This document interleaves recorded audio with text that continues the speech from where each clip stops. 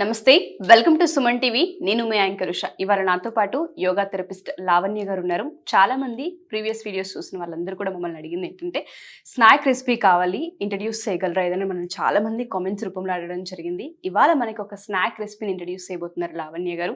ఎవరైతే diet follow అవుతున్నారో, weight loss అవ్వాలనుకుంటున్నారో వాళ్ళందరికీ కూడా ఈ రెసిపీ చాలా హెల్ప్ అవుతూ ఉంటుంది. అండ్ ఈ రెసిపీకి సంబంధించి ఏ పదార్థాలు కావాలి, చేసే ప్రాసెస్ ఏంటో లావణ్య గారిని తెలుసుకుందాం. నమస్తే లావణ్య గారు. నమస్తే ఉష గారు. చాలా మంది మనల్ని స్నాక్ రెసిపీ ఏదైనా ఇంట్రడ్యూస్ చేయండి అని అడిగారు. సో ఇవాళ మనం చేయబోయే రెసిపీ పేరేంటి అండ్ దాంతోపాటు కావాల్సిన పదార్థాలు ఏంటి? పోహా కట్లెట్ అండి ఈరోజు. పోహా కట్లెట్. ఓకే. పోహాతో మనం అన్ని చాలా వెరైటీస్ చేసుకోవచ్చు. మనం ఈరోజు కట్లెట్ చేయాలా చూద్దాం. ఓకే, కావాల్సిన ఐటమ్స్ ఏంటి సార్? కావాల్సిన పదార్థాలు పోహా, ఉడకబెట్టిన ఆలు, కార్న్ ఫ్లోర్, పచ్చి బఠానీ, కారం, పసుపు, ధనియాల పొడి, చాట్ మసాలా, రుచికి సరిపడా ఉప్పు. అండ్ మనం వెజిటేబుల్స్ లో కనుక చూస్తే క్యారెట్ తురుము, క్యాప్సికమ్, కొద్దిగా అల్లం తురుము, కరివేపాకు, పచ్చిమిర్చి, ఇవన్నీ కూడా మనం తీసుకోవాలండి. Sure ma'am, done. And process ఏంటి, అసలు ఏ విధంగా చేయాలి? ముందుగా మనము ఈ పోహాని మనం కరెక్ట్ గా నీట్ గా కడుక్కోవాలండి. ఓకే. కడుక్కున్న తర్వాత దాన్ని మొత్తం మంచి స్మూత్ గా పేస్ట్ అవుతుంది. అందులో మనం పొటాటో పేస్ట్ వేసేసి కలుపుకోవాలండి. Sure ma'am. Okay, process start చేద్దామా? యా, వేసేనా? లేదు, ఫస్ట్ వాష్ చేయాలన్నారు కదా. పోహాని మనం నీట్ గా కడుక్కోవాలండి. వీటిని ప్రత్యేకించి ఉడకబెట్టక్కర్లేదంటారా? లేదండి, డైరెక్ట్ వాటర్ అయినా వేసిన వెంటనే అది మెత్తగా అవుతుంది కాబట్టి ఇంకా అక్కర్లేదు. ఓకే. ఇప్పుడు కట్లెట్ అంటే మనకు మెత్తగానే వస్తాయి కాబట్టి మనం మంచిగా కాలి నానబెట్టుకొని తీస్తే సరిపోతుంది. ఓకే. 1 to 2 minutes అండి, మనకు తెలిసిపోతుంది. మెత్తబడుతున్నాయి అనగానే మనం తీసేసేయాలండి. మనం ఒకవేళ పోహాకి అట్లా చేయాలి అని అంటే మనం ఉప్మా లాగా చేసుకుంటాం కదా, అట్లా చేసుకుంటే మనం కొంచెం ఎక్కువగా మెత్తబడదు. బట్ ఇక్కడ మనకు కట్లెట్ కాబట్టి కొంచెం మెత్తగానే చూసుకోవాలి. ఇప్పుడు మెత్తబడినాయండి. ఇప్పుడు మనం ఈ వాటర్ లో నుంచి పోహాన్ మొత్తం బయటకు తీసుకోవాలి. గట్టిగా మనం వాటర్ మొత్తం తీయనక్కర్లేదు, నార్మల్ గా తీసుకుంటే సరిపోతుంది.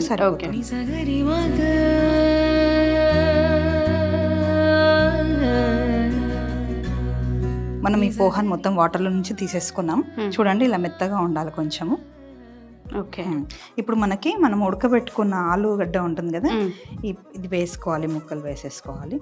1 కప్ పోహాకి ఒక ఆలు సరిపోతుంది అంటారు?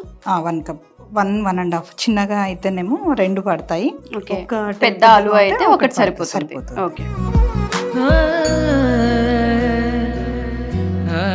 ఇప్పుడు మనం మిగిలిన ఇంగ్రీడియంట్స్ అన్ని వేసుకున్నామండి. తర్వాత క్యాప్సికమ్ ముక్కలు మొత్తం వేసేయండి. క్యారెట్ తురుము, సన్నగా తరుక్కున్న పచ్చిమిర్చి సరిపోతుందండి. ఆనియన్ అన్ని కూడా చిన్నగా ముక్కలు తరుక్కోవాలండి. ఓకే. తర్వాత కరివేపాకులు కూడా మనం వేసుకున్నామండి. దాని తర్వాత పచ్చి బఠానీ,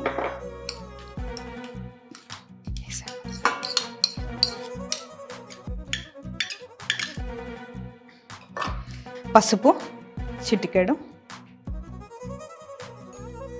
కారం, మనం పచ్చిమిర్చి వేసుకున్నాం కాబట్టి కారం కొద్దిగా వేసుకుంటే సరిపోతుంది.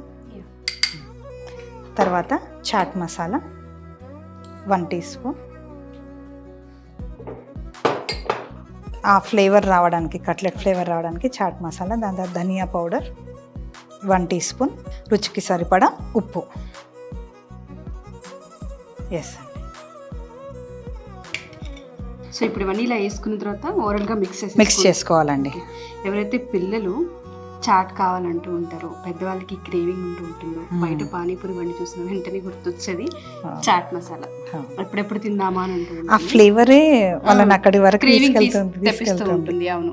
అదే ఇంట్లో అయితే ఏవైతే మనం పిల్లలకి పెట్టాలి అనుకుంటున్నామో, ఇప్పుడు కరివేపాకు కావచ్చు, చూడగానే తీసి పక్కకు పెడుతుంటారు. చాలా మంది పిల్లలు అవాయిడ్ చేస్తారు.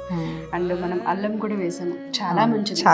ఎవరికైతే థ్రోట్ ఇన్ఫెక్షన్ ఉంటూ ఉంటుందో, ఇమ్యూనిటీ బూస్ట్ చేస్తూ ఉంటుంది, చాలా హెల్ప్ అవుతూ ఉంటుంది. మంచి మంచి రెసిపీస్ ఇంట్రడ్యూస్ చేస్తున్నారు లావణ్య గారు. చాలా మంది తల్లులకి ఇదో పెద్ద ఊరట చెప్పాలి అంటే. అంతే అండి, ఎందుకంటే మనకు ఫుడ్ బయట మనం ఏది తీసుకున్నా కూడా హైజీన్ మెయింటైన్ చేయరు, ఏ వాటర్ యూస్ చేస్తారో తెలియదు. అలాంటి మనం తిని అనవసరంగా ఆరోగ్యం ఇబ్బంది పడే బదులు మనం ఇంట్లోనే ప్రిపేర్ చేసుకుంటే బాగుంటుంది. మనం ఈ అన్ని వెజిటేబుల్స్ అన్ని వేసుకున్నాం కదా, మ్మ్. ఇలా మొత్తం కంప్లీట్ గా పిండిలాగా మిక్స్ చేసి చేసేసుకోవాలి. పెట్టుకోవాలి. ఓకే. ఇప్పుడు మనం దీన్ని కట్లెట్ చేసుకుందామండి. ఓకే.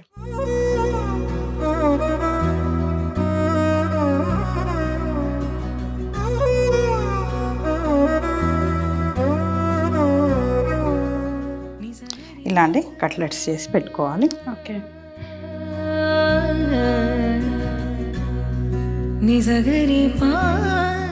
మనం గారెకి ఎలా అయితే చేస్తామో సేమ్ అలాగే అండి.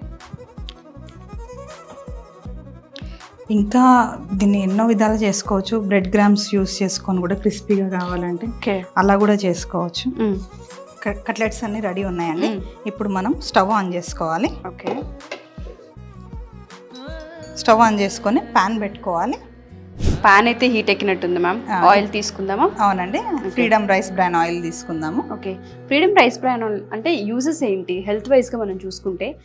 ఈ ఫుడ్ సంబంధించి అయితే ఎస్పెషల్లీ పిల్లలకి స్నాక్ ఐటమ్ అనగానే పిల్లలకి మనం ఎక్కువ రిఫర్ చేస్తూ ఉంటాం. ఎవరైతే డైట్ ఫాలో అవుతుంటారో వాళ్ళు కూడా తీసుకుంటూ ఉంటారు. కాబట్టి ఆయిల్ కంటెంట్ ఎప్పుడైతే యూస్ చేస్తూ ఉంటామో హెల్త్కి సంబంధించి ఎటువంటి బెనిఫిట్స్ ఉంటాయి అండ్ ఎక్కువ కొలెస్ట్రాల్ అని భయపడుతూ ఉంటుంటారు. కాబట్టి అడుగుతున్నాను, ఫ్రీడమ్ రైస్ బ్రాన్ ఆయిల్ యొక్క ఇంపార్టెన్స్ ఏంటి?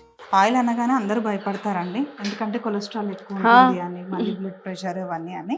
బట్ మనము ఈ ఫ్రీడమ్ రైస్ బ్రాన్ ఆయిల్ వల్ల మనకి ఫ్యాట్ రెడ్యూస్ అవుతుంది. ఎందుకు అంటే ఇందులో HDL, LDL అనే కాంపోనెంట్స్ ఉంటాయి. మన బాడీలో ఉన్న ఫ్యాట్ ని రెడ్యూస్ చేస్తుంది, బ్యాడ్ కొలెస్ట్రాల్ ని తగ్గిస్తుంది, దాంతో పాటు గుడ్ కొలెస్ట్రాల్ ని కూడా ఇంక్రీజ్ చేస్తుంది. ఇది completely heart friendly. Okay. And దాంతో పాటు ఇంకోటి ఏంటంటే పిల్లలకి కావచ్చు, డైట్ ఫాలో అయ్యే వాళ్ళు కావచ్చు, ఎవరైనా సరే చాలా హ్యాపీగా ఈ ఆయిల్ యూస్ చేయొచ్చు. ఎటువంటి హెల్త్ కి సంబంధించి ప్రాబ్లం అయితే ఉండదు. ఎస్పెషల్లీ మేము వెయిట్ తగ్గాలనుకుంటున్నాము, లేదు అంటే మాకు కొలెస్ట్రాల్ ప్రాబ్లం ఉందనుకునే వాళ్ళు, ఒబేస్ గా ఫీల్ అయ్యే వాళ్ళందరికీ కూడా ఎవరైతే తగిన మోతాదులో తీసుకుంటే ఏ ఇబ్బంది ఉండదండి. ఏది కూడా ఎక్సెస్ అనేది మంచిది కాదు. తగిన మోతాదులో అంటే మనం ఇప్పుడు నేను ఆల్రెడీ మన ప్రీవియస్ వీడియోలో చెప్పుకున్నాం, ఉమెన్స్ కి అయితే 4 to 5 teaspoons ఆయిల్ ఇంటేక్ అవసరం పర్ డే. మేల్స్ కి అయితే 6 to 7 teaspoons. మళ్ళీ అందులో కూడా మన ఫుడ్ లో మన బాడీకి అందుతాయి కాబట్టి పల్లీలో గానీ అండ్ నువ్వులు, ఇందులో నుంచి మన బాడీకి ఆటోమేటిక్ గా వస్తాయి.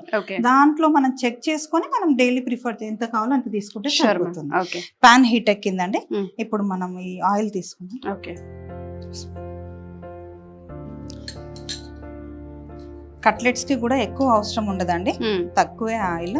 ఒక 2 teaspoons ఆయిల్ వేసుకొని మనం ఈ కట్లెట్స్ ని ఈ కార్న్ ఫ్లోర్ లో జస్ట్ ఇలా డిప్ చేసి వేసేయాలండి, క్రిస్పీగా రావడం కోసం.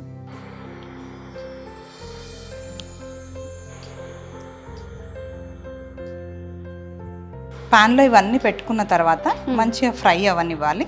ఓకే.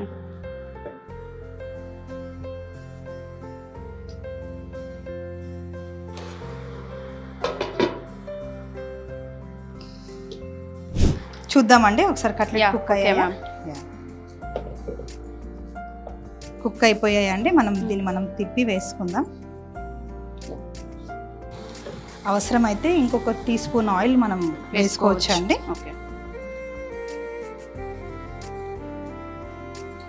కుక్ అయిందో చూద్దామండి ఒకసారి. ఎస్ అండి, ఇది ఆల్మోస్ట్ కుక్ అయిపోయింది. మనం ఇప్పుడు స్టవ్ ఆఫ్ చేసుకుందాం. ఓకే. స్టవ్ ఆఫ్ చేసుకొని సర్వింగ్ ప్లేట్లోకి తీసుకుందాం. Done ma'am.